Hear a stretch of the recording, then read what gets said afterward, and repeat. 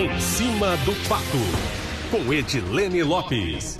8h17, Edilene, está aprovada a urgência para o projeto que pede anistia aos condenados pelos atos golpistas. Mas, na prática, o projeto tem força na Câmara dos Deputados, Edilene. Bom dia.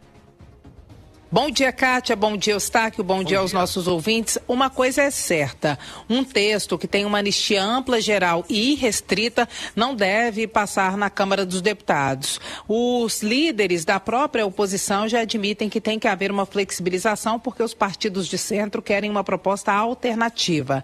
Eles aceitam uma redução de pena para os presos do 8 de janeiro, mas não aceitam perdão total, pelo menos a maioria. Segundo a oposição, há uma pressão do governo que eles acusam de estar comprando votos, mas há também uma preocupação dos parlamentares com pesquisas de opinião que mostram que um percentual da população brasileira importante é contra a anistia. Ou seja, se votarem pelo perdão de crimes, esses parlamentares terão que responder ao seu eleitorado, o que pegaria mal. Então, uma preocupação de cada um dos parlamentares em relação aos votos que terão ou não em 2026. No Republicanos, por exemplo, que é o partido de Tarcísio de Freitas, que tem militado muito pela aprovação da anistia, não há maioria, segundo vários dos integrantes, para que a anistia ampla, geral e restrita seja aprovada. Ou seja, dentro da própria base, Jair Bolsonaro e seus aliados têm dificuldade de aprovar uma anistia que seja mais ampla. Então, o que deve ser discutido e construído é um texto de anistia que seja alternativo, que não pode nem ser chamado de anistia, porque a anistia é perdão,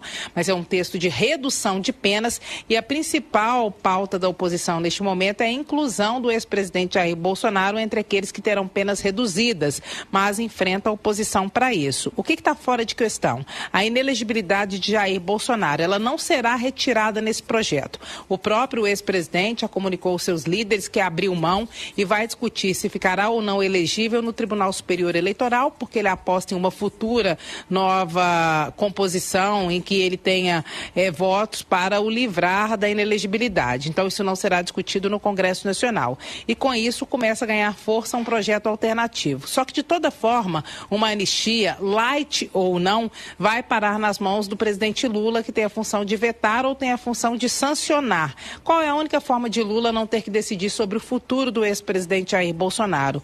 É que a proposta seja feita em forma de uma emenda à Constituição e aí a promulgação fica nas mãos do presidente do Congresso, no caso Davi Alcolumbre, que se for uma PEC, por exemplo, e ele promulgar, ele atende parte do União Brasil, que é o partido dele, federado com o PP, uma parte que quer um perdão ou uma diminuição dessas penas, e atende também ao presidente Lula, já que vai o livrar de ter que decidir sobre o futuro de Bolsonaro. De toda forma, a palavra final pode ser do STF. Se alguém questionar a constitucionalidade dessa decisão do Congresso, aí o STF vai dizer se é ou não cabível, se é ou não constitucional.